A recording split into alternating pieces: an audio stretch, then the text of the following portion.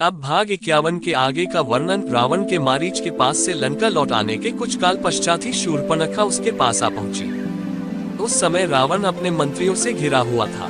स्वर्ण सिंहासन पर आरूढ़ रावण वैसे ही शोभा पा रहा था जैसे सोने के ईंटों से निर्मित यज्ञवेदी में घी के द्वारा प्रज्वलित अग्नि। सम्रभूमि में साक्षात यमराज की भांति दिखाई पड़ने वाले रावण ने देवता, गंधर्व आदि सभी को जीत लिया था।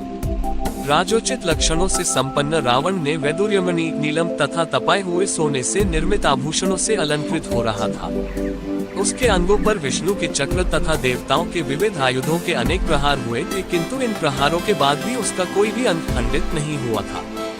वह रावण पर्वत शिखरों को तोड़कर फेंक देने वाला, देवताओं को रौंद डालने वाला, धर्म को जड़ से काट देने वाला, दूसरों की पत्नी के सतीत्व का नाश करने वाला, यज्ञों में विघ्न डालने वाला तथा दिव्यास्त्रों का प्रयोग करने वाला था। उसने समुद्रों तथा पर्वतों पर विजय प्राप्त किया था, नागराज वासुकी को परास्त किया था, तक्षक की प्रिय पत्नी का हरण किया था, कुबेर पर विजय प्राप्त कर उससे पुष्पक विमान छीना था। इंद्रादि समस्त देवता उससे भयभीत रहते थे, वायु देवता उस पर पंखा डुलाते थे, वरुण उसके यहाँ पानी भरता था और वह मृत्यु को भी परास्त करने की सामर्थ्य रखता था। उसने 10,000 वर्षों तक घोर तपस्या करके तथा ब्रह्मा जी को अपने मस्तकों की बलि देकर देवता, दानव, गंधर्व, पिशाच, पक्षी और सर्पों से संग्राम में अभय प्राप्त कर लिया था। मनुष्य के सिवा अन्य किसी से भी उसे मृत्यु का भय नहीं रह गया था। शूर्पणखा राम के द्वारा तिरस्कृत होकर अत्यंत दुखी हो रही थी।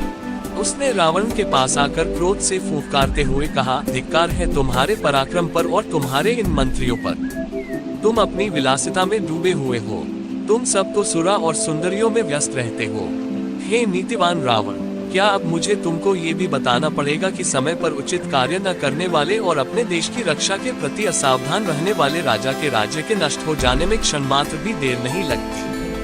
तुम्हें ज्ञात होना चाहिए कि वृक्ष से गिरे हुए पत्ते और राज्य से च्युत राजा का कोई मूल्य नहीं होता।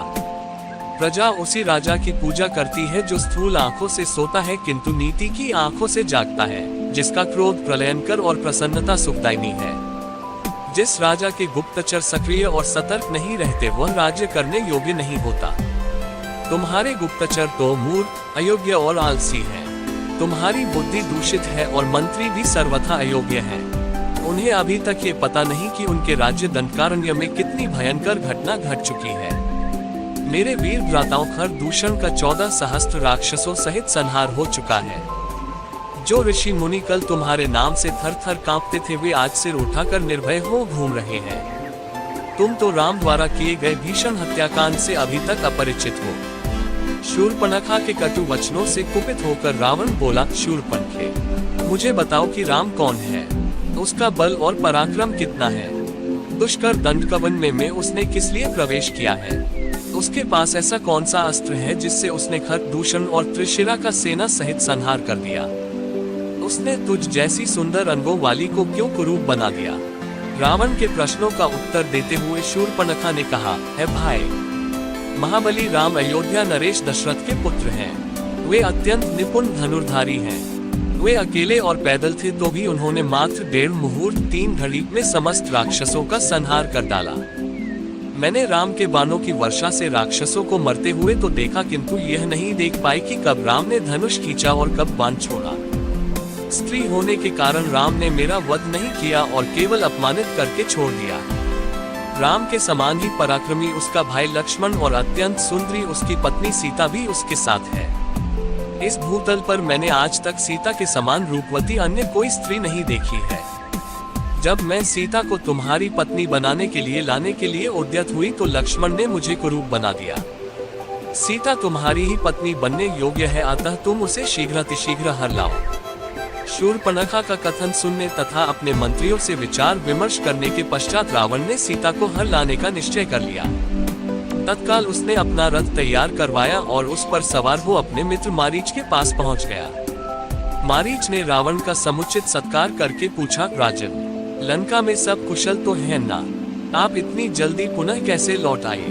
रावण बोला, हे मारीच, क्रूर और मूर्ख राम ने अपने बल का आश्रय लेकर मेरे भाई खर और दूषण सेना सहित त्रिशिरा का वध कर दिया है। उसने मेरी बहन शूर्पणखा को भी कुरूप बना दिया है। तुम मेरे मित्र हो। मित्र ही संकट के समय मित्र की सहायता करता है।